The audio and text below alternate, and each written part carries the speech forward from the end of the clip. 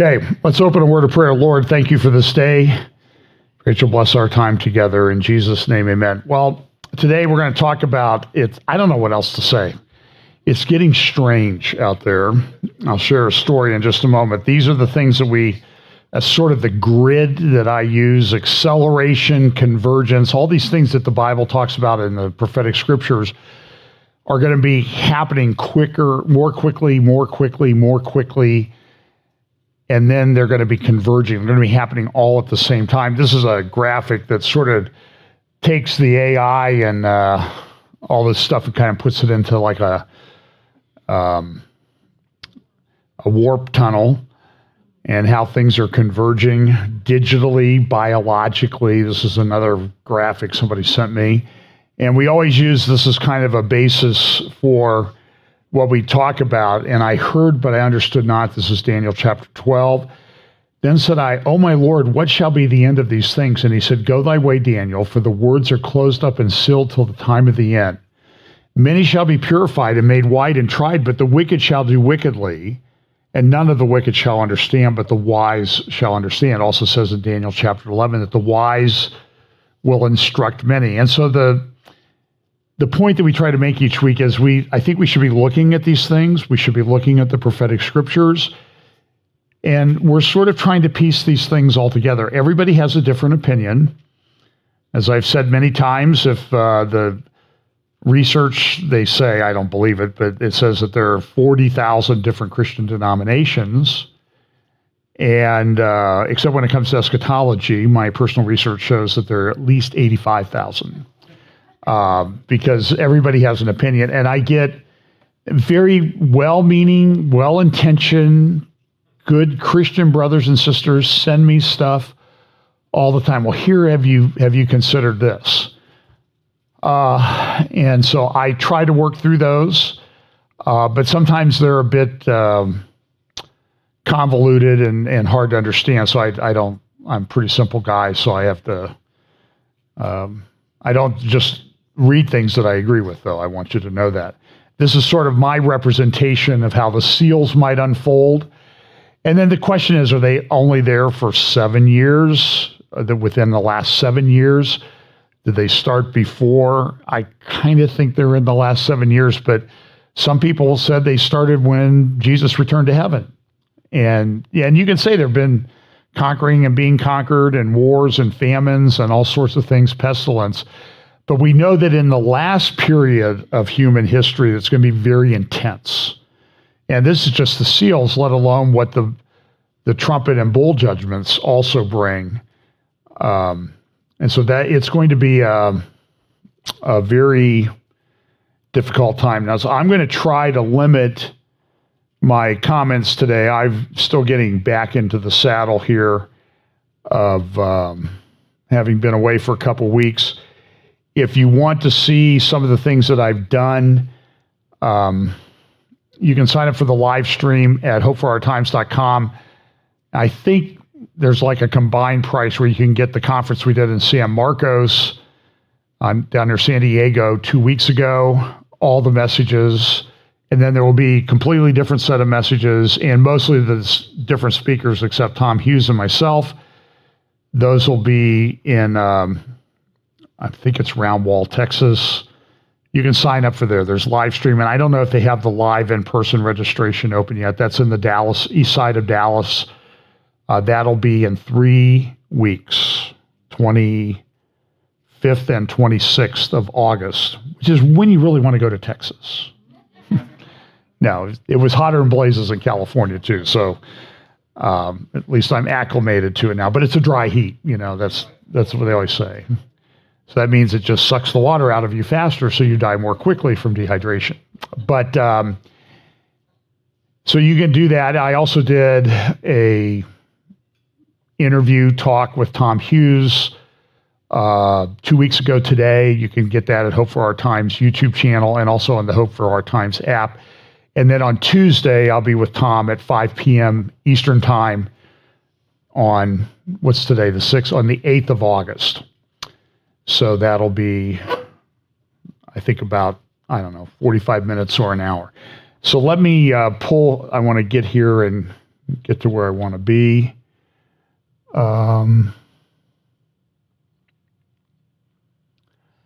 So I'm going to talk a little bit about Israel and judicial reform, and I'll talk a little bit. Actually, I need to get I have an article I may want to refer to, and of course I don't have it. Okay, well, so I'll talk about it. So there's an article at the Tablet. It's a Jewish publication. There's also a Catholic publication called Tablet, but this is the Tablet.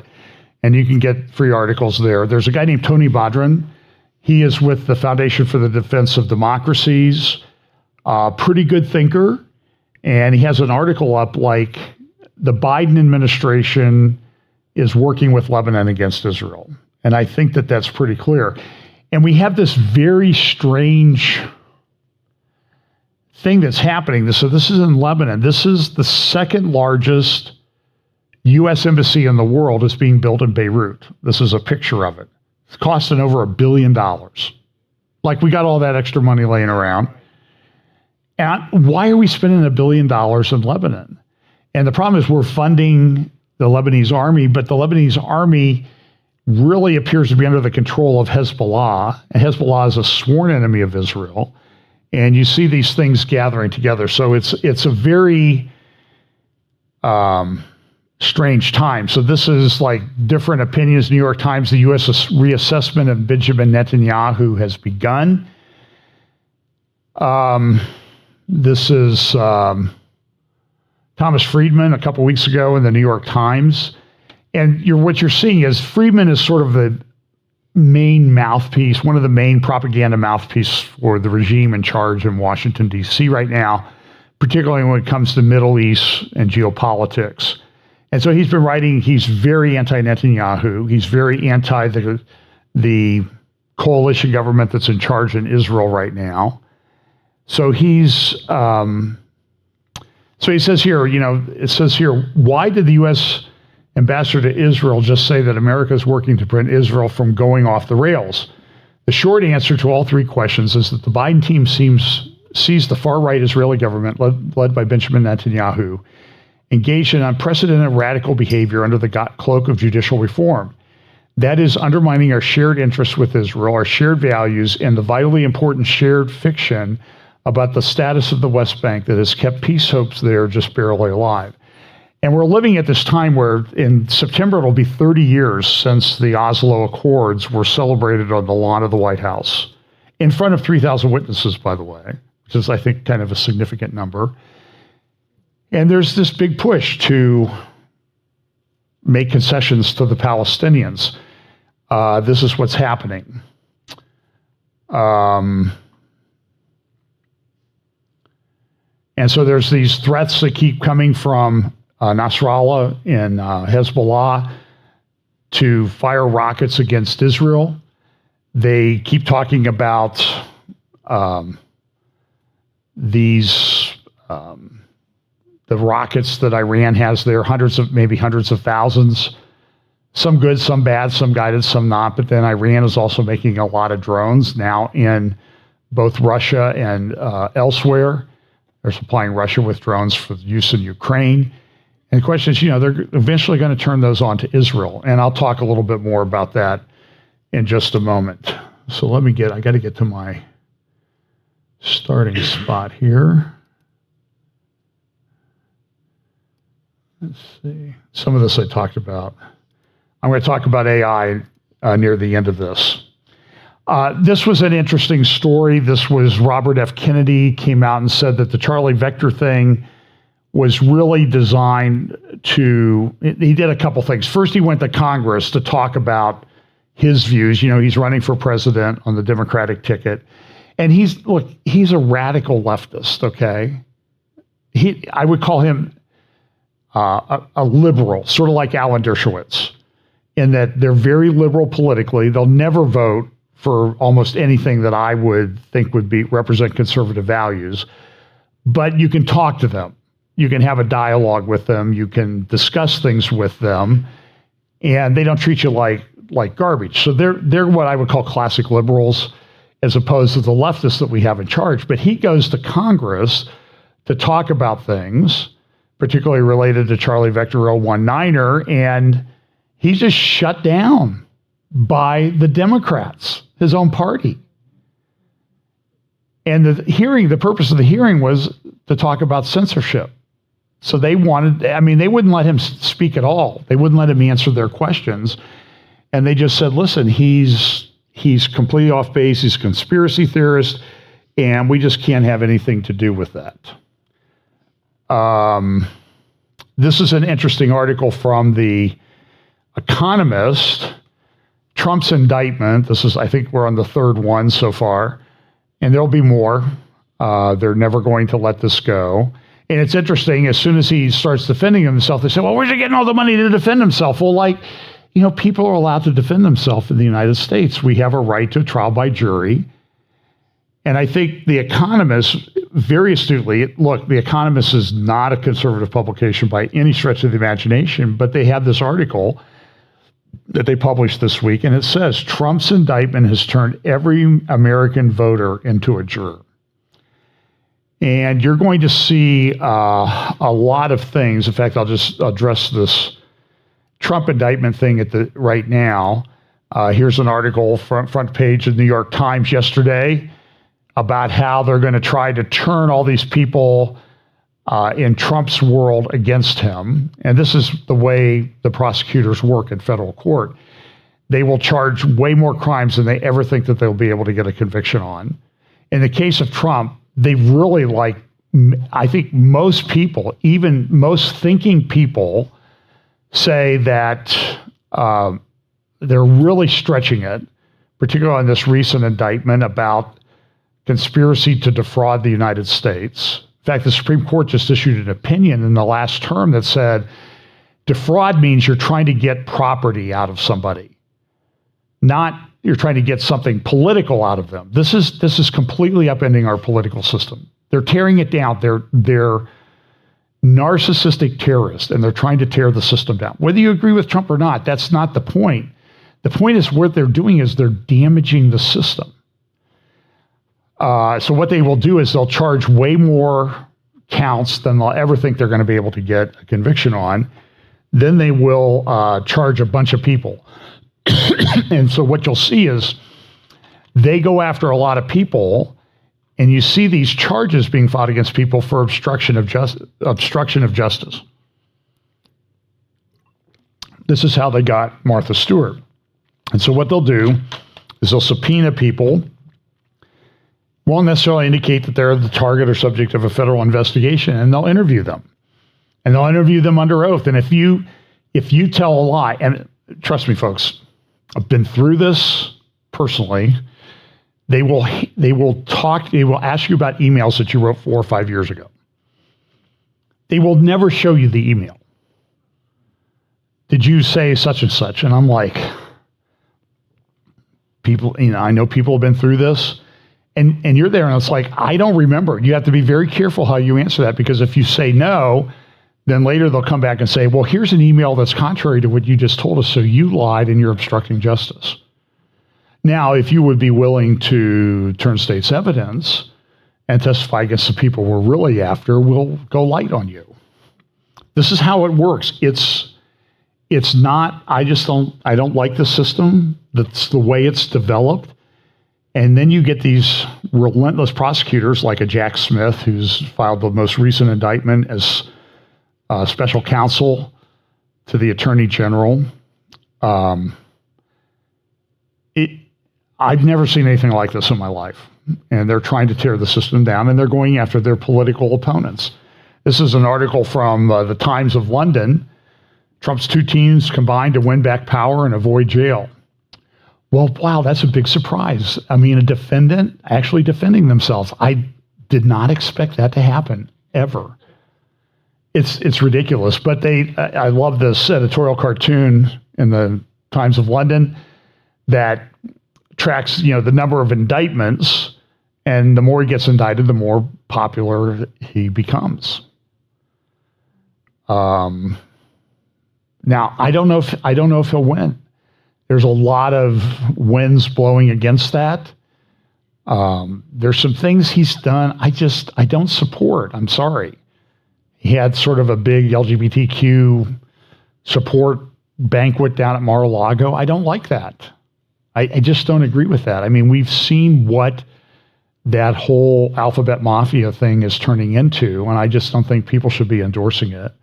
He also did a speech for the Moonies, for Mother Moon or whatever she calls herself, because he disclosed it on his financial statements. So he got about $2.5 million for the speech. So I guess that's the price. Pence did a speech there. Pompeo did a speech. And I don't know if they know what the Moonies are all about, okay? I'm just saying is they're doing it. Paula White's done a number of speeches for them. And it really gets down to the money in some respects. And I just don't like that. But I'm not, as I look at a choice I might have to make as a voter, I'm trying to decide, do I, what's the best thing I can do with the choices that I have? That's sometimes the choices you make. And other people, if your conscience doesn't let you to vote for somebody like former President Trump, then, you need to follow your conscience on that. But it's very divisive politically in the United States. Have you noticed that? And so his popularity, though, the more he gets indicted, goes up. And I think that's an indication that a lot of people think this is not right. Even David Brooks is sometimes a reasonable person, writing in the New York Times the other day and said, hey, what if we're the problem?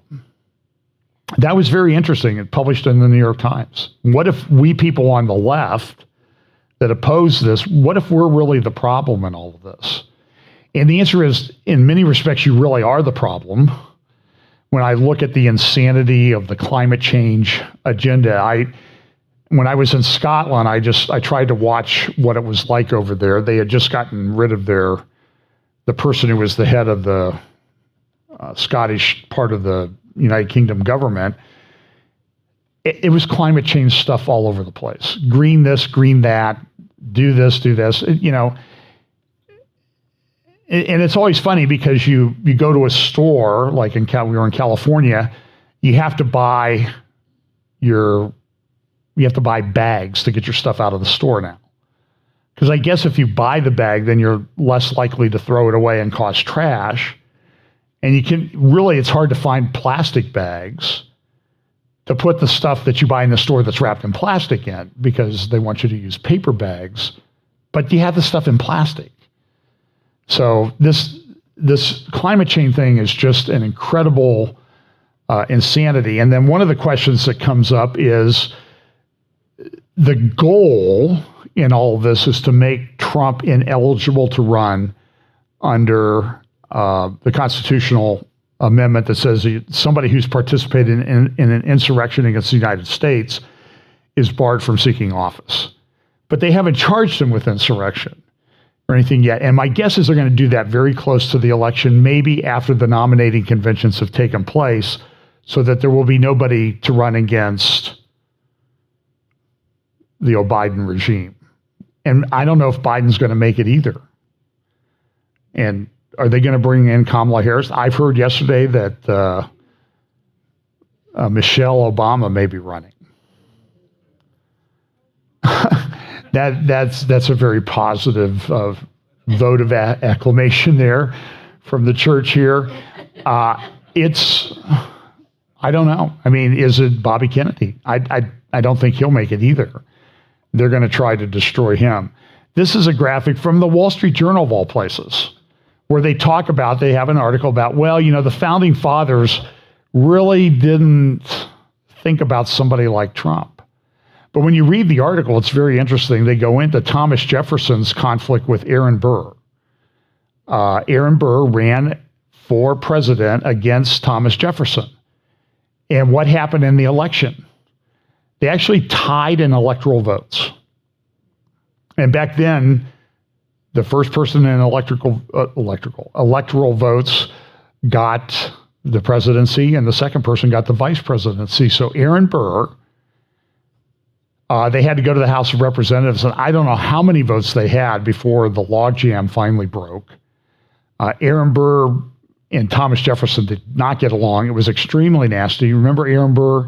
Interesting story. His father was the president of Princeton University and got sick and died when Aaron Burr was like a year old. Aaron Burr's grandfather then became president of Princeton. I think I have the scenario right. Do you know this? An interesting part of American history. Burr's grandfather who became the next president of Princeton after Aaron Burr Sr. was his grandfather, Jonathan Edwards, the Puritan preacher from Massachusetts. So very interesting, but I think Jonathan Edwards died not too long after that. And Aaron Burr ended up in politics and eventually was tried for treason, but found not guilty. Jefferson claimed that he was leading an insurrection in the West to have people secede from the Union.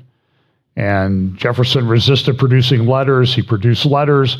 He was tried for treason, and the presiding judge was Chief Justice John Marshall of the U.S. Supreme Court. And Marshall said, "You've not proven your case. These letters don't prove this. Burr's not guilty." And then Jefferson wanted to impeach John Marshall to get him off the Supreme Court. So very, very nasty stuff in the beginning parts of our thing. So this nastiness in politics goes all the way back. So this Wall Street Journal article talks about, did the founding fathers really anticipate somebody like this? And the answer is, I don't think they anticipated somebody weaponizing the justice system against them. That's the thing that's the question ought to be. Whether you like him or not, this is a very troubling time and thing to watch. So it'll be interesting to watch that. And there's a lot of parallels between what's going on here and what's going on in Israel. Another thing that I've talked a lot about is, and I'm going to kind of jump around geopolitically and culturally and everything here. Global fertility has collapsed with profound economic consequences. This is an article from a couple months ago in The Economist. And I've talked a lot about this. The West populations are collapsing demographically. Now, how quickly they're going to go, but let's say the Lord doesn't come back for 50 years. By the way, that doesn't make any difference to me how I'm going to live or anything like that. So I'm not saying it's going to be 50 years. I can't see how it goes much longer. That's just my own personal, maybe my own personal preference for this thing wrapping up is sort of bleeding over into that. But let's just say it's 50 years. The world will be much different. China will be half the population. What kind of, and it's going to be a much older population. Japan's going to continue to age. Japan's going to be half the population. A lot of Europe is going to be half the population. Russia's going to be half the population. Ukraine's probably going to be a third of the population. I mean, they have the worst probably fertility rates in the world. The United States is starting into demographic decline. And that causes a lot of problems, like who's going to pay the taxes, who's going to support the old people, and that type of thing. So it's going to have profound economic consequences. Let's see. So let's go here. Well, here's So I've actually. That's not the one I wanted. There we go. So we're seeing also a huge decline in world trade. Government deficits are rising or skyrocketing. There are massive problems. So here's Maersk, because it's one of the biggest shipping conglomerates in the world, warns of a long and deep contraction in worldwide trade. Well, what does that do to all these economic plans? It's pretty severe. I'll talk a little bit more about that towards the end. Here's another one. African nations will bear the brunt of Black Sea grain deals collapse. Russia was allowing grain to come out of Ukraine. And now the deal collapsed in part because, the final nail in the coffin seemed to be the attack by somebody, probably Ukraine, on the Kerch Strait Bridge that was damaged last fall. And the rail part of that is still not reopened. And there was another attack on the bridge deck where the truck and car traffic go. And that's going to have a big impact. And Russia didn't like that, so they've been bombing Ukrainian grain facilities along the coast, all the way from over near the Danube River to Odessa.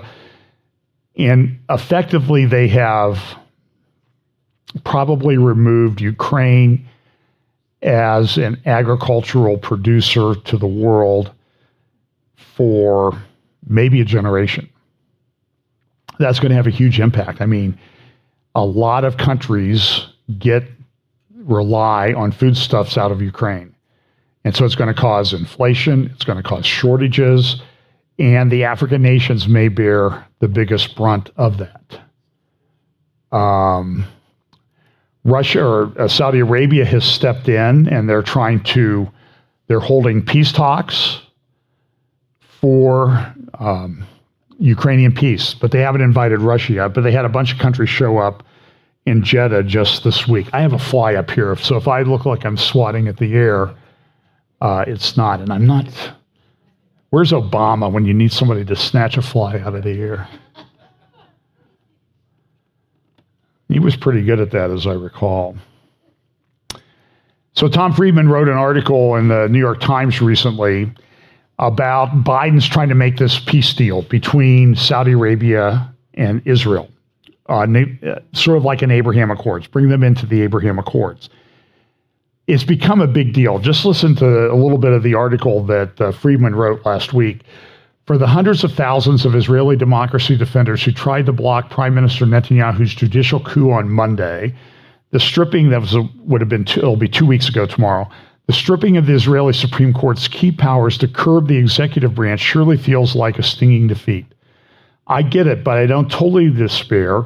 Help may be on the way from talks between the United States and Saudi Arabia. Yes, you read that right.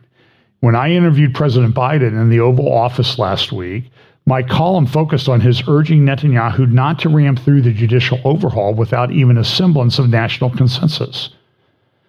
Because, of course, the Democratic Party here in the United States, they always only pass legislation when they have the consensus of the other side of the aisle, right? Oh, I guess not. So these rules only apply to Israel, I guess. Okay, thank you, Tom. The president is wrestling whether to pursue the possibility of U.S.-Saudi mutual security pact that would involve Saudi Arabia normalizing relations with Israel, provided that Israel make concessions to the Palestinians that would preserve the possibility of a two-state solution. So you're going to see this big push by the United States. We got to have a two-state solution. And the whole thing is a fraud. There's already two states. We have the state of Israel. We have the state of Jordan.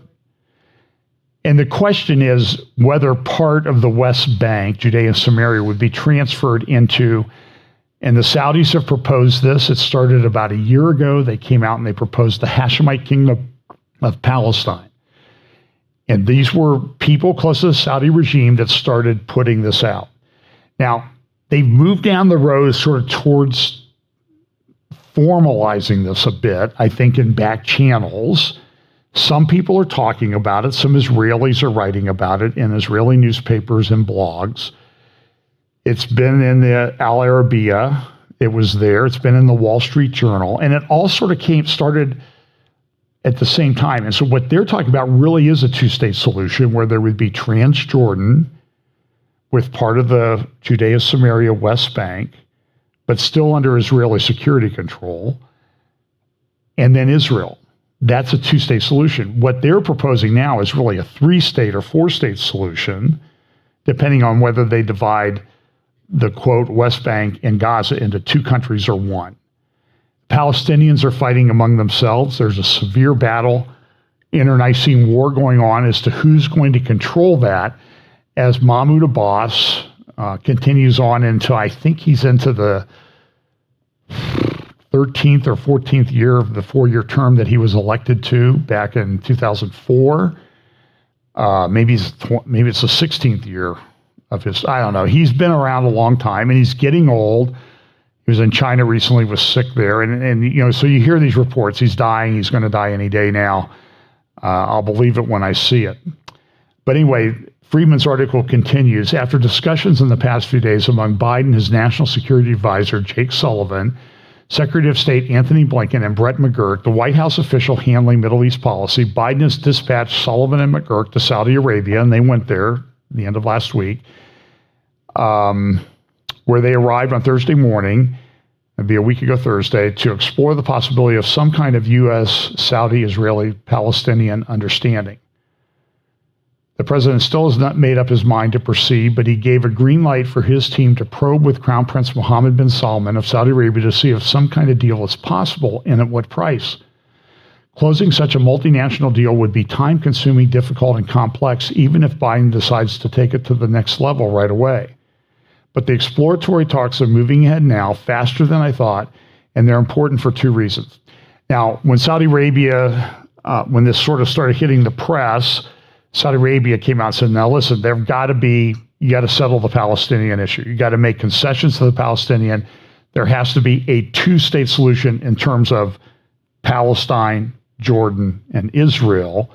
That's 3 states, but they call it 2 states. That's what it has to be. And part of that is because that's what the king wants. King Salman is still alive. He's feeble. He's frail. He's in his late 80s. Nobody knows how long he's going to be around, but I don't think that Crown Prince Mohammed bin Salman will effectively change Saudi policy until the king has moved on to his next residence. Because of the way the tribal culture works, I just expect that to happen. So Friedman says this: first, a U.S.-Saudi security pact that produces normalization of relations between Saudi Arabia and the Jewish state, while curtailing Saudi-China relations, would be a game changer for the Middle East, bigger than the Camp David peace treaty between Egypt and Israel. Because peace between Israel and Saudi Arabia, the custodian of Islam's 2 holiest cities, Mecca and Medina, would open the way for peace between Israel and the whole Muslim world, including giant countries like Indonesia and maybe even Pakistan. It would be a significant Biden foreign policy legacy. Second, if the United States forges a security alliance with Saudi Arabia on the condition that it normalize relations with Israel and that Israel make meaningful concessions to the Palestinians, Netanyahu's ruling coalition of Jewish supremacists and religious extremists would have to answer this question. You can annex the West Bank, or you can have peace with Saudi Arabia and the whole Muslim world, but you can't have both, so which will it be? Now, this is interesting that this is all coming up at this particular time.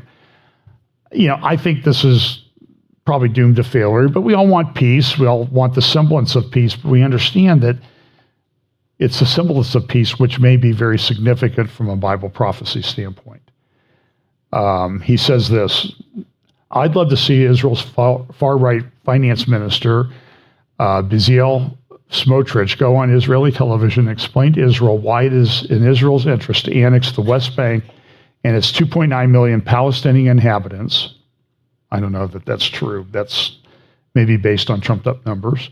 Forever, rather than normalize ties with Saudi Arabia and the rest of the Muslim world.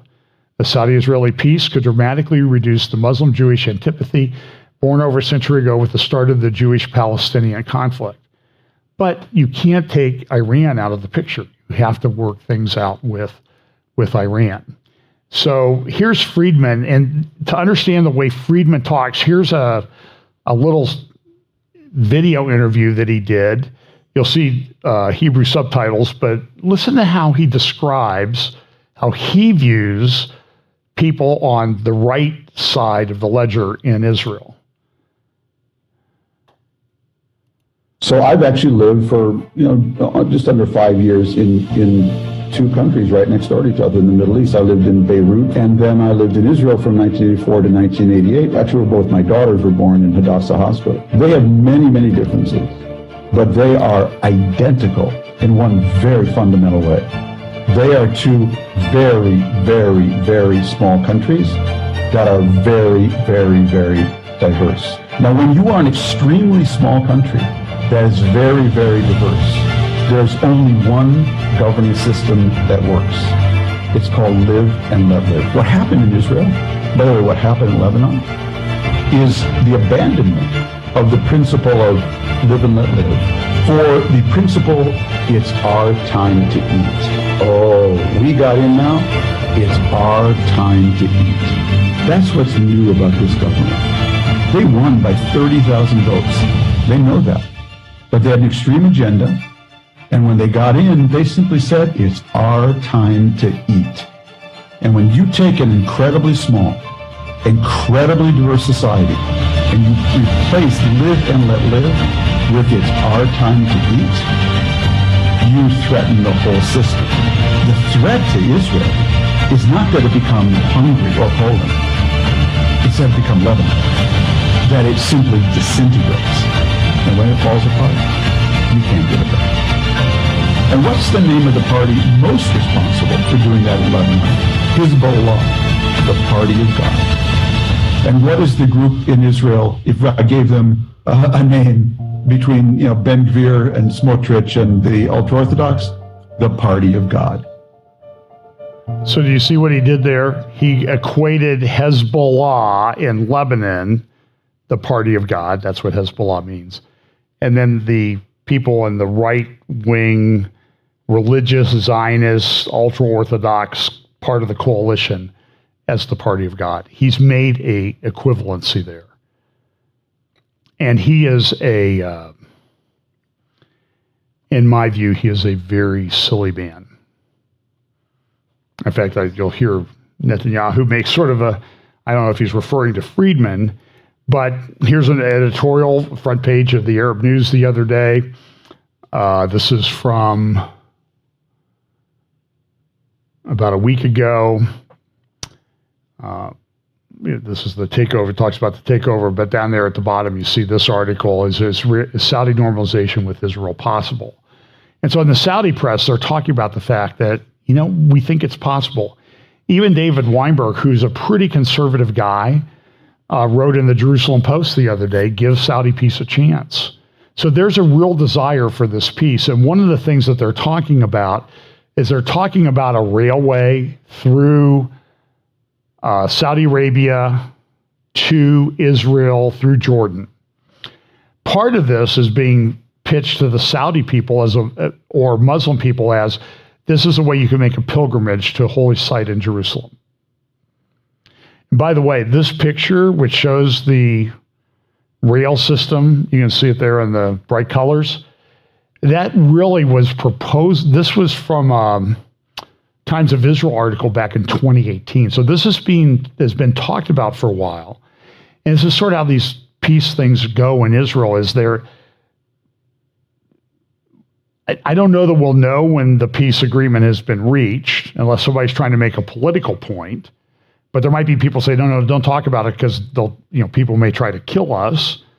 We don't want to do this, but we'll do it for economic reasons. But it may be that we may not know exactly when this comes together. So they've been working on this for 5 years or more. The Arab proposal was made over 20 years ago that King Salman likes. This is an article from Times of Israel. And there are these protests going on over judicial reform. I'll talk a little bit about this now because I think there's a pretty big parallel between what's going on in the United States and what's going on in Israel. So in the United States, Trump challenged the election results in 2020. But it will take you like 5 seconds to find all the times Democrats challenged election results over the last 20 years. It'll take you like 5 seconds to find a mashup of all those video clips. Trump is illegitimate, they said in 2016. He didn't win. It was fake. It was Russian collusion. It was Russian interference. And so when Trump comes out and sort of says the same thing, and people are allowed in our political system to be very vocal and very wrong. That's allowed. It's actually sort of recognized, I know this may be shocking to you, that politicians will lie from time to time. I know that's just shocking. That's kind of hard to believe. But it's what happens. But it's interesting. So in Israel, they had an election. A coalition won. Friedman says they won by 30,000 votes. I don't care if they won by 10 votes. They, in a democracy, particularly one that has one legislative body, and that legislative body is supreme under the way the Israeli government is organized and the basic laws that govern it, it's called democracy. There are winners and losers in democracies. There's no rule that says you have to act by consensus. And so what's happened, though, in Israel has been, and I understand people are concerned about it. They think they're going to try to enact really strict religious laws. I have Christian friends in Israel that are very concerned about that. I understand that. But the way to defeat them is politically. Now, right now, by the way, polling seems to indicate that if elections were held now, that the Netanyahu coalition would not hold up and win the next election. If everybody on the opposite side opposing them held together in a coalition. And that's because the Arab parties are involved in that. That's questionable whether that would happen. But that may be true. But okay, so that's for the next election. And when the next election happens, things can be changed back. But what happened, and so in Israel right now, you have this like, this is my red line. Anguished Israelis talk relocation amid judicial overhaul push. Well, the left in Israel has collapsed. It's collapsing demographically. The right-wing Orthodox parties have a much larger, higher birth rate. And so because of that birth rate, they're producing more. Let's see.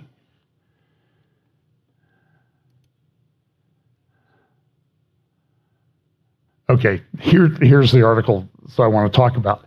So what happened in Israel about 30 years ago, Supreme Court Justice named Barak put in this thing and said, well, the Supreme Court can opine on whether the laws should stand, that the parliament enacts based on is it reasonable and fair? And so that's a pretty broad definition. And so what they've done is they've sort of really got an outsized influence in Israeli politics. Right now, Netanyahu, there's hearings going on as to whether Netanyahu should be removed from office. This is identical to what they would do if a certain guy they want to see in an orange jumpsuit behind bars got elected. It's the same thing. They're going to try to remove him from office. They're going to try to declare him ineligible. And so the current Supreme Court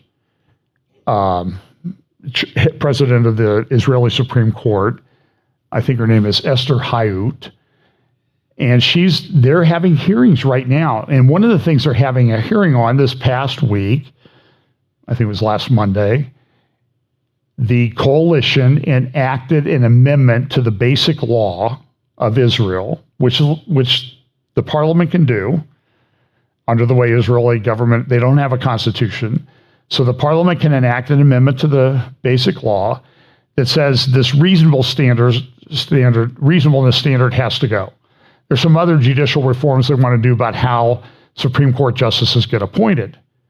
And right now, I think there's 8 people on the Judicial Selection Committee. The existing Supreme Court has 3, but you need 6 to get somebody appointed. So the Supreme Court just says, we're not going to approve anybody that doesn't agree with us ideologically, so only appoint that type of person.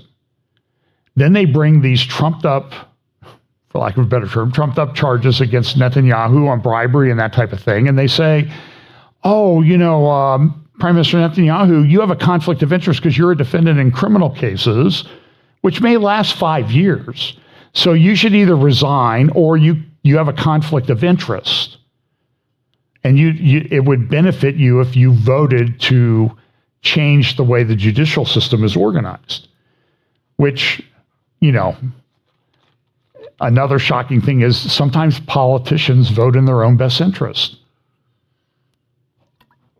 Like, Nancy Pelosi, she of the ripping up Trump speech at the State of the Union that year, whose net worth has increased by $140 million over the last 15 years on a public servant's salary. Oh, well, her husband's just a good investor. Baloney, okay? It just seems, and it's happening on many levels. So here's Haaretz this morning, or Friday, High Court rips incapacitation law on hearing. So they enacted a law said that Netanyahu is not incapacitated. And so the Supreme Court saying, well, we don't like that. We're going to rip it apart. Look at the imagery that they use in this editorial. You see the sneaky people behind the Supreme Court justice, and she's kind of lionized. There's this from Haaretz, Friday or today, far-right ministers may reject the High Court ruling. So there's questions. They're asking people, would you go along with the ruling of the Supreme Court if it struck down the reasonableness reform legislation that you just passed? And Netanyahu's been very coy. He's not answered it. Probably the best article I've seen on this, and you can get her article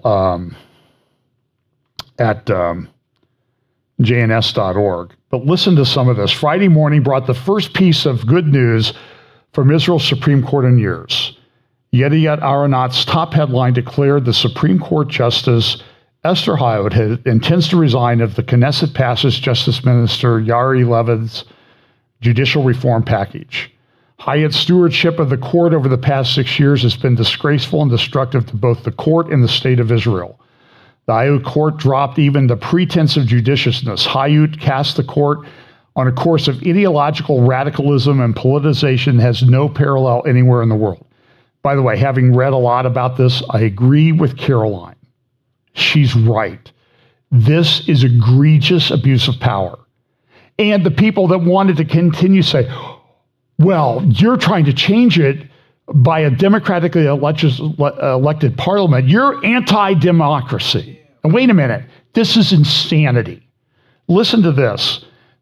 And I'll give Caroline credit for digging this out. Hayut's radicalism was well known in the legal community. She wasn't then Justice Minister Ayelet Shaked's first choice for the court's top slot, but Shaked had no say in the matter.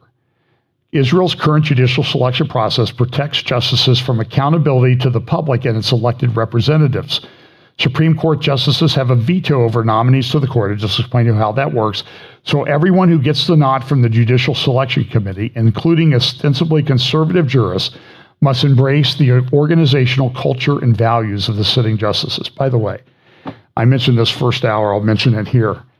I ran into somebody on vacation, or I guess speaking at a conference. It's not really vacation, but it's in California. It's always nice they don't have these conferences and, like Newark, New Jersey, or someplace like that. They have them in California, they have them in Calgary, they have them in these great places. But sat next to somebody on a plane, and so I like to talk to people. You may find that hard to believe. I'm very shy, but I try to overcome my innate shyness and talk to people that I don't know. What do? I'm a plastic surgeon. So we talked a while, and then I leaned over. I said, I'm not trying to be offensive or anything, but can you explain to me this transgender insanity? The guy freaks out. I mean, he's like, you can't talk about that. If we're in a public place, they'll throw us off this plane. What has happened to the world? They've trained people to self-censor. That's what they're doing. We're all being trained. So, and by the way, Twitter is not that much better, in my opinion. And Elon Musk is not our friend. I mean, he's subscribed to Chinese socialist policies recently, so be careful with that guy. In fact, on War Room the other day, they were saying that if you had to pick one candidate for the Antichrist among the big tech oligarchs in the world right now, it would be Elon Musk. And it's a religion with these people, and it's true. Outside observers were exposed to Hayut's radicalism, this is Caroline, immediately before she took office. She set out a speech before the Bar Association in September 2017. Not one for understatement, Hayut compared herself and her colleagues to God. As she put it, this is a quote, "There's a disadvantage that we flesh and blood judges have in comparison to the creator of the universe. Even in the situations where we understand fairly quickly the dilemma that brought the petitioners before us, it often happens that the solution we view as just and proper isn't possible under the practice and requirements of the law. These situations, in my view, are among the most difficult and complex ones that we judges are called upon to contend with." She continued, "How do we bridge the gap between the law and what is right? Finding an answer to this question, discovering the secret spice, is perhaps one of the greatest tasks that lies before us as judges. How about you just judge the facts in the law?" You understand what's going on here? By the time Hayut gave her speech, the court's penchant for political judgments was well documented. In the context of those judgments, her intentions were self-evident. On the eve of her inauguration as president, Hayut declared that the court would disregard the law whenever it contradicted the justice's values, and given the illogical conformity of the court, those values would, without question, be aligned with the leftist fringe of Israeli society, a fringe that would never, ever win an election. And she's exactly right. They're not going to win. Labor, I think Labor's not even in the current coalition. They used to have prime ministers from Labor. Or not in the current coalition, they're not in the current parliament, Knesset. They've lost. And so this is just a kind of a crazy thing. And so get this article at jns.org by Caroline and read it. It's titled Esther Hayut's War Against Democracy. And again, this is typical left. They will accuse you of being anti-democratic when they're the ones that are anti-democracy. They will always accuse you of what they really are. This is sort of like one of the fundamental laws of physics of the universe. Heat and light, and they will always accuse you of being what they are. And so Israel, they talk about should they have a constitutional convention, and they've not had on the left there. That's the Declaration of Independence of Israel, and they talked about having a constitution, but they never got around to it. By the way, David Ben-Gurion, who was a leftist, by the way, he said, you can dig up some of his quotes about what happens if the judiciary gets out of control. And he said, you can't let that happen. You can't let the judges get control of everything. This is a democracy. The parliament is supreme. And so people, they're tearing down the structures of society. You have reservists that don't want to serve in the army. So it's a big problem. So now people said, this is, by the way, this sort of came out, natural gas exports could change the government's trajectory. And they entered into this agreement with Lebanon about some disputed areas in the Mediterranean, and it's going to result in billions of dollars going to Hezbollah. But listen, I've talked about this a lot, and there's just not, these are major gas finds. They're not the biggest on the planet by any stretch of the imagination. They are significant. Israel compromised under the Lapid government and never really brought it up to a vote. They just did it. But the problem right now is Israel can't get the gas to market. They either need a pipeline or liquefied natural gas facilities, and those are a couple, 3 years away at best. Our government interfered in the pipeline and said, no, we don't do pipelines anymore. We're getting away from hydrocarbons. A guy you should follow is a guy named Dave Walsh on Getter. This guy is brilliant on energy. And he was talking about in Florida, the Public Utilities Commission is approving renewable solar, batteries, wind for energy. But the problem is they only work about maybe 20% of the time. How many hours of the day, or how many days do you only need power 20% of the time? Probably zero.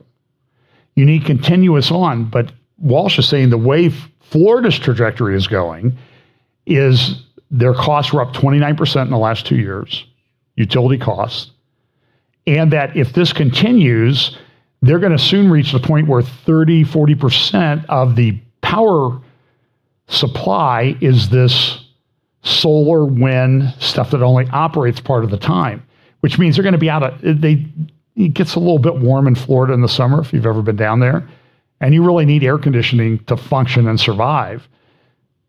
You need a continuous on power source. And we have all this natural gas and all this oil in the world. The United States could be the leading producer of gas and oil in the world, even above Saudi Arabia. But it's like there's an intentional part of the government that's destroying it to try to change things. And they're doing a pretty good job. But in this, when we interfered, Amos Hochstein, he came in and said, no, we can't build a pipeline. It's too expensive, and we don't do those things anymore. Then, lo and behold, Amos Hochstein's former company, which does liquefied natural gas out of Houston, said, hey, we got all this natural gas. Liquefied natural gas we can sell to Europe at a much higher cost, but we'll make money. So his former company's making a lot of money. It's very interesting how that works. I'm sure it's just a miracle of coincidence. It's very corrupt. This is an article in today's Al Ghad newspaper from Jordan. And what's the title? Dozens of settlers storm Al-Aqsa. Look at that. I mean, isn't that just frightening? Those people walking around. I think a couple of them have water bottles. My goodness. And this is the propaganda that you see all the time. I'll try to comment on this another time. There was this fox that was discovered. These are along the southern wall of the Temple Mount, and people think it's significant. There's some prophecies that talk about the fox. And a lot of the people who are in support of building another temple, they're like, this is prophetically significant.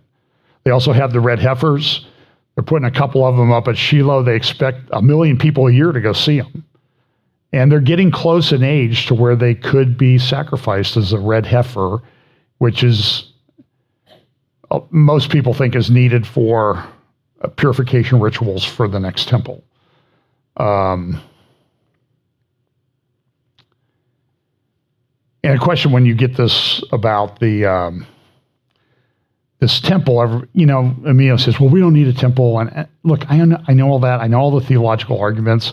I'm just talking about what I think the scripture says is there's going to be a temple. And I think if you look at Isaiah 63 verses 17, 18, 19, it says when they possess this place, they possess it for only a short time. And so there's a lot of Muslim scholars coming out and saying, no, the Temple Mount's really not that important to Islam. Now, it's important to Islam because they control it, but it's not where Muhammad did his night journey. This is a new book out. This is in Haaretz Friday. The U.S. needs to move on from Israel. And I think a lot of Israelis are starting to come to the notion that we don't really need the U.S. aid. It's just not good for us, particularly with a regime like the Biden regime that is there now. And I would highly recommend that you watch Caroline's interview of David Wormser, one of the best geopolitical analysts, I think, this week, where they talk about, should Israel give up U.S. aid? And they make a very compelling case, bringing out a lot of history, things that you may not know about. Very important interview for you to listen to. Here's again, this is the Times of Israel. 28% of Israelis considering leaving the country, weighing a move abroad is what they say. Of course, then that gets into the Times of London, and it says, Israel's radical judicial reforms prompt a middle-class exodus. There have been people leave, which I think would be good for the ruling coalition, saying, hey, well, those people may not be able to vote the next time. I don't know if they'll be able to vote or not. Iran even came out and criticized Israel for using an iron fist to suppress protesters. This seems to be the height of democracy. Here's a short interview with Mark Levin, Prime Minister Netanyahu, last Sunday on Levin's show on Fox. Prime Minister Benjamin Netanyahu, don't you find it odd, all these other countries trying to interfere in your internal affairs on behalf of a judicial oligarchy, which is really anti-democratic, while in many of these other countries, their leaders are trashing their courts and their Supreme Courts left and right all the time? Do you tell any country like the United States, how they should conduct themselves when dealing with their courts? No, I don't. I've been in power elected again and again, 6 times democratically. And it's a total of 16 years. And in all these 16 years, I never commented on the internal debates in other democracies. I've just chosen not to do that. Now, other leaders, elected leaders, can decide to do that in Israel. Everybody has an opinion on Israel. They don't have an opinion on the riots in France or the protests that are there or the debates that happen inside other countries. You have a major debate between the Supreme Court and the executive right now in America. I really don't care to comment about it, but if people choose to comment about ours, it's okay. We'll make our own decisions. You know, in democracies, sovereign states, sovereign democracies, the elected representatives of the people make the decisions, and that's how it's going to be in Israel. And by the way, my criticism to my opponents is not that they're engaged in treason. I don't think that's the issue. It's just illegitimate and wrong. What we're doing is not weakening Israeli democracy. We're strengthening it. We're bringing it back in line to where most democracies are, where Israel was in its first 5 decades, and where it should be now in the coming decades. Well, that's why I would call you the peacemaker with the pacemaker, because I'm definitely not the peacemaker, and I don't have a pacemaker yet. You stole that from one of my aides, but that's fine. Well, why not? Here's the thing. Is it not odd to you that you are the one and your party and your coalition are promoting democracy for the voters, for the people of Israel? And that's called dictatorship. And the other side is fighting like hell to defend a judicial oligarchy, because the oligarchy, let's be honest, that oligarchy goes one way. It's hard left. They appoint each other. It's incestuous and so forth, because it helps the minority parties in your state. It helps the opposition parties, I should say, in your country. No? Well, I think that there are political motives, obviously, very strong political motives here, but I think there are also misconceptions, just wrong concepts. What is democracy? Democracy balances the will of the majority with the rights of individual rights, or the rights of the minority, as some people say. Now, how do you achieve that balance? Well, the founding fathers of the United States came up with the only formula that works. And that formula means that there is a balance of power between the executive, the legislative, and the judiciary.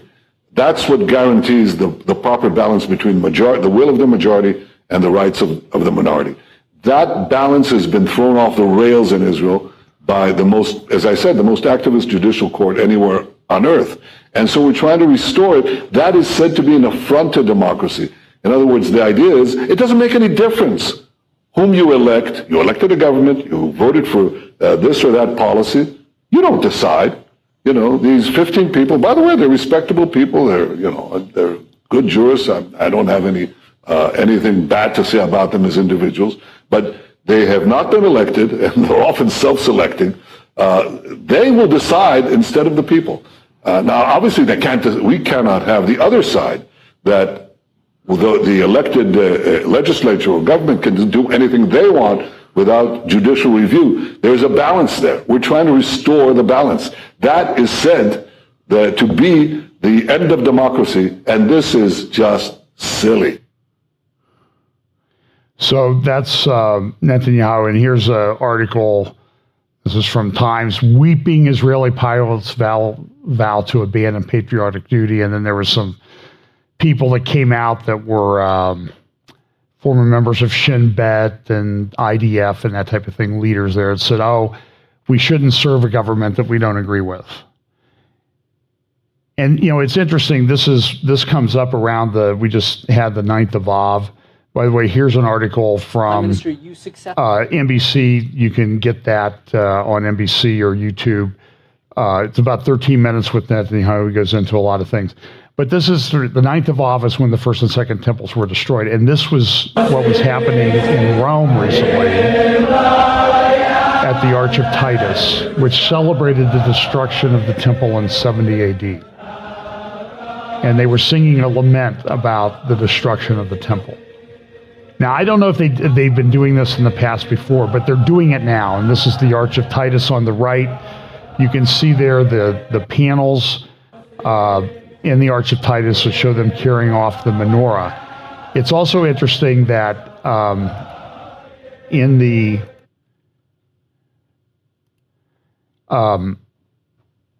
there's another thing that happened on the 9th of Av back in 2005.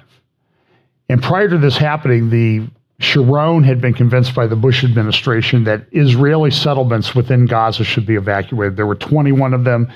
You can see them in the blue areas there in Gaza. And there were Israeli soldiers pulling Israeli Jewish citizens out of their homes. And there was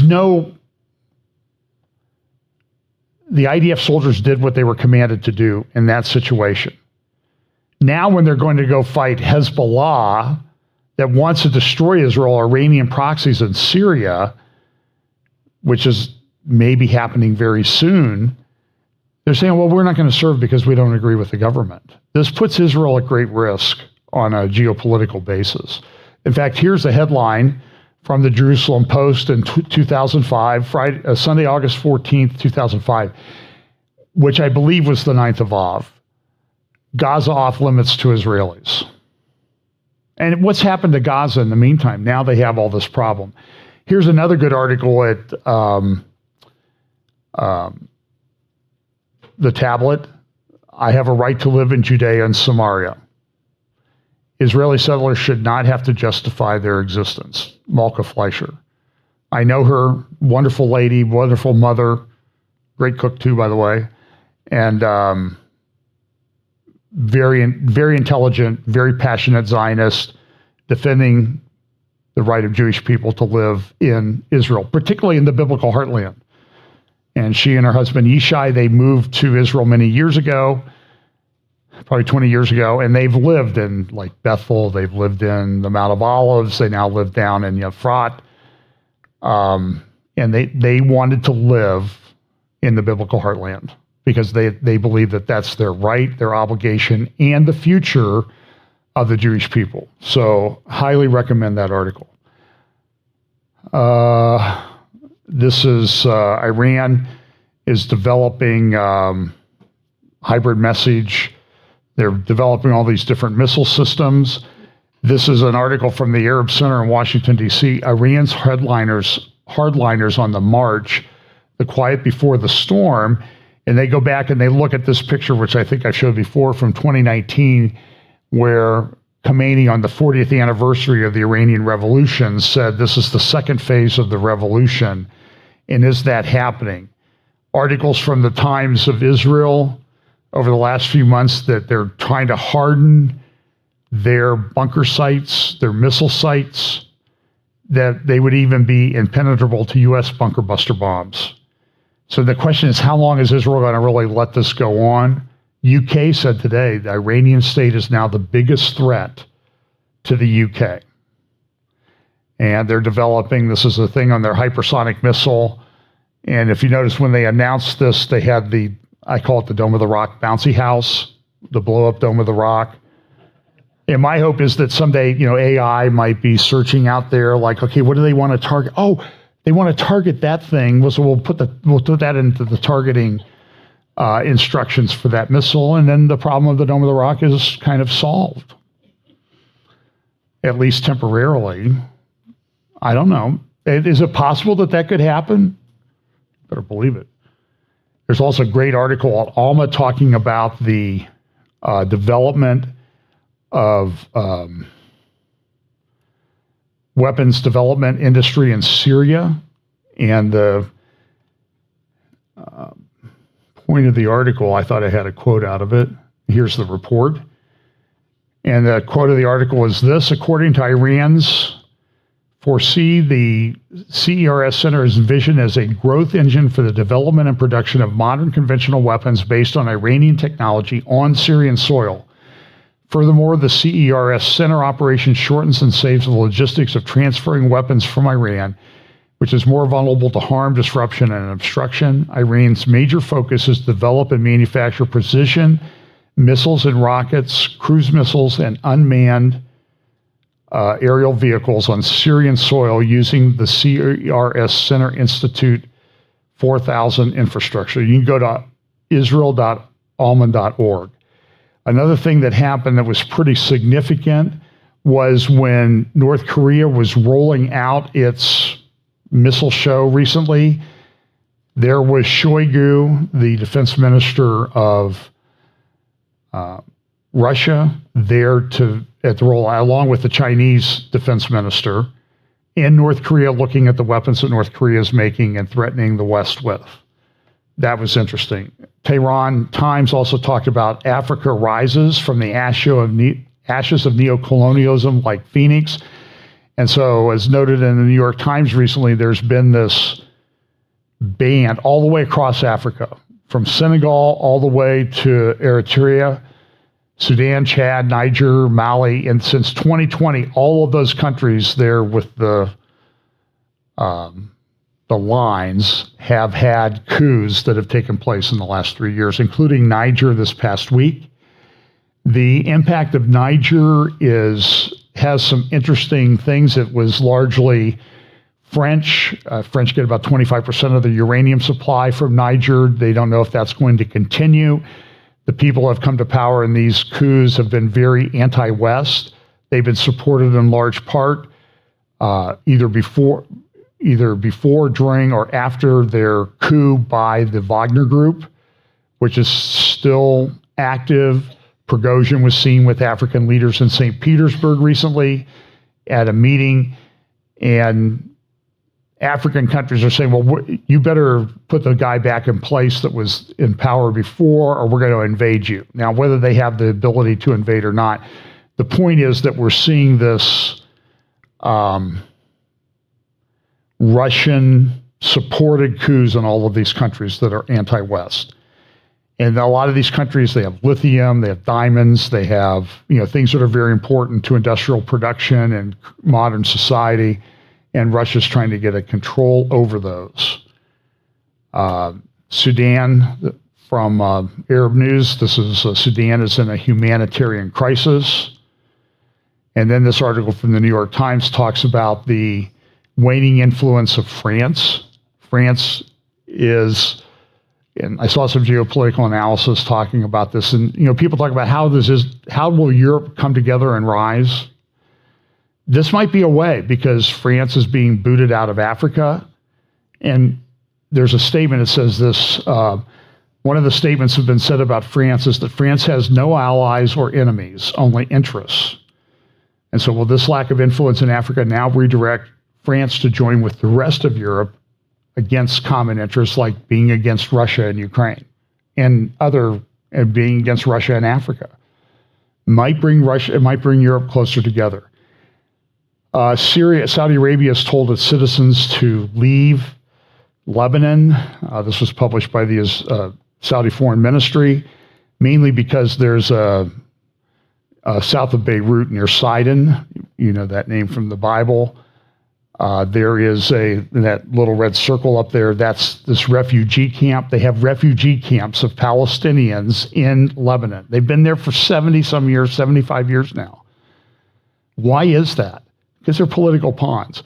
And that other red line down here at a place called Rosh HaNikra, you can see the city of Nahariya just south of that.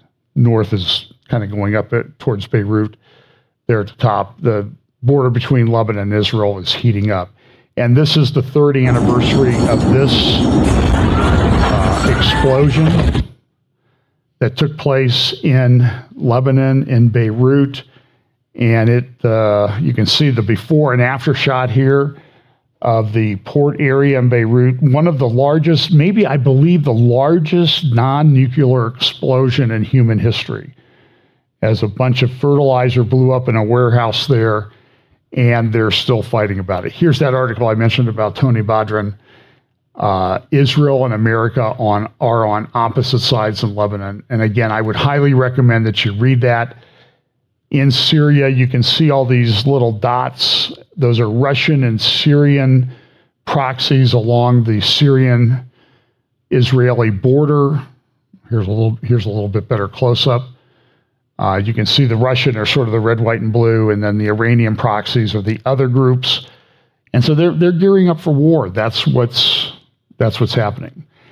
Couple quick comments about AI. I'm going to do one of my talks or my talk in Texas, probably on AI and some of the developments. But this is a very interesting thing. The interesting thing about the world right now is everybody has their own apocalypse. Everybody's talking about the end of the world. It's all been this stuff. I don't even know what to do with it. This stuff about aliens and unidentified aerial vehicles and that type of thing, and testimony before Congress and finding non-human biologics in some of these crashes, which I don't know what that means. And the testimony is these things do weird things. So my view is they're probably demonic origin at best, but we'll see. So here's The Economist writing, and Foreign Policy also writing about the scramble for AI. What's going to happen with AI? Look at these articles from Foreign Policy. AI is winning the AI race. AI's gatekeepers aren't prepared for what's coming. Washington can lead on AI. AI has entered the situation room. Can ChatGPT explain geopolitics? I think the Bible actually does a pretty good job on that. So ask ChatGPT what it thinks of that. And then this other one, what AI can tell us about Putin's next steps in Iran. But look at this quote from the Economist article. These days, worries about existential risks, those that pose a threat to humanity as a species rather than to individuals, are not confined to military scientists. Nuclear war, nuclear winter, plagues, whether natural, like Charlie Vector 019 or engineered, asteroid strikes, and more could all wipe out most or all of the human race. The newest doomsday threat is artificial intelligence. In May, a group of luminaries in the field signed a one-sentence open letter stating mitigating the risk of extinction from AI should be a global priority alongside other societal scale risks, such as pandemics and nuclear war. And so The Economist sort of evaluated these experts, super forecasters. So the threats of extinction, probability of the world of event occurring by 2100, median estimate by forecaster, 3% think artificial intelligence is the worst thing. Engineered pathogen is about 1/3 as scary. Super forecasters think it's not a problem at all. Nuclear, you see that, natural pathogen, and then non-anthropogenic, which means global warming, which even the experts don't think that that's a very big deal. And so there's this big paper that was published in July titled Forecasting Existential Risk, Evidence from a Long-Run Forecasting Tournament. And they talk about what's going to happen with AI. In today's Jerusalem Post, there's an article, Next War Will See More Human AI Interface Than Ever.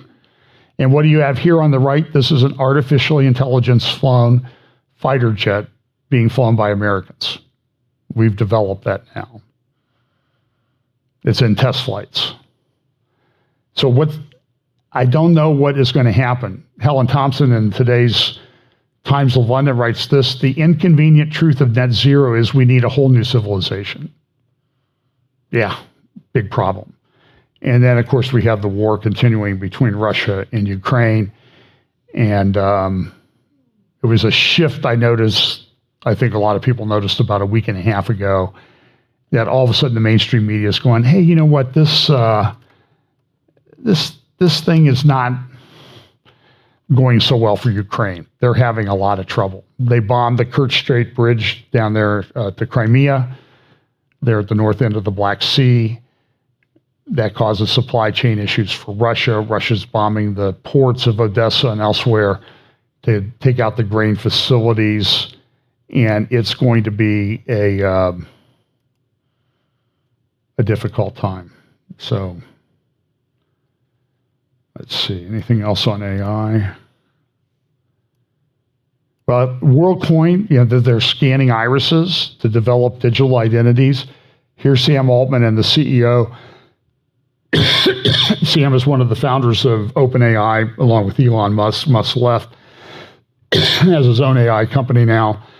But he's talking about this. They're talking about WorldCoin and getting digital IDs, and this is what they had to say recently. This will be the greatest technological boom, productivity boom, economic boom, whatever you want to call it.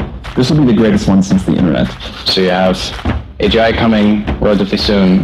How can you scale an economic network that actually connects billions of people? I think there's a lot of things that one can imagine if something like WorldCoin works. So you have WorldCoin, World ID, and then there's like the sort of thing that is simple that. Think about governance, how we're going to differentiate between what is done by people and what is generated by machines. How can you prove that you're a unique human being? That's just the only task. Society will have to figure out more as we go along and as we start to integrate these systems into our lives. But if something like WorldCoin can work, I think that's a quite interesting new tool to have for humanity. And so listen, this digital ID is coming. I think when I was talking to Tom Hughes recently, he mentioned he did an interview last Monday, I think, with Patrick Wood, who's spoken here a number of years ago. We know Patrick for a long time, and Patrick's big on technocracy and has a book, The Evil Twins of Technocracy and Transhumanism. Been writing about it for years, and I think he's right, but he made a point, Tom said during their little interview, that when this beast system comes into place, all of the infrastructure is going to be ready to go. And then they're just going to have to flip the switch. It's not like, okay, now we're going to decide what we're going to do. Everything's going to be ready to go. And we see so many directions that this is going, WHO, WorldCoin, other places to develop artificial intelligence. Now, this was an interesting article from ZME Science. Wi-Fi writers can see people through walls. Here's how it works. What they did was they took like a room with a camera and Wi-Fi signal. And they determined how the Wi-Fi signals act when people are in the room. Then they took the camera away and they're able to generate images like this, just from the Wi-Fi. Do you understand the implications of that if somebody hacks your Wi-Fi? They can see wherever you are in the house. So when Patrick Wood says that all of this stuff, surveillance and all the stuff that's going to be necessary for the beast system is going to be in place and then they're just going to flip the switch, this is Revelation 13 stuff that we're talking about. I think AI is involved in this. So listen, we live at very interesting times. You're going to see a lot of turmoil in the weeks, days, months ahead. It's the world that we live in. Get used to it. Man up. Stay in the Word of God. Trust the Lord. Stay in community with other like-minded believers. I don't know what's going to happen. I do know this. The price of food is going up. Pam and I went to a burger place, we did go to In-N-Out, but we went to another burger place just to sort of compare in California. We each got a burger, single patty, French fries or onion rings, and a drink. $32. Yeah, $32. You used to go get steak dinners for that. These were just burgers. And I'm like, whoa, how did that happen? But, $9, $10 for a burger, $3, $4 for a drink each, $4 for, boom, all of a sudden you're at $32. And you still there's no ice cream. I mean, come on. You got to go someplace else to get the ice cream, which another $15 probably. So anyway, although, praise the Lord, there are Handel's ice creams all over Southern California now. So best ice cream in America. So let's pray, okay? Lord, thanks for the day. We just thank you for your word. We thank you for the passage we talked about in Acts first hour, where it gives us ideas about how we need to be prepared to share the gospel when people meet people's needs and share the gospel with them. And just, Lord, we pray that you will give us those opportunities, especially at this time, especially as we see the day approaching. Bless us this week in Jesus' name. Amen.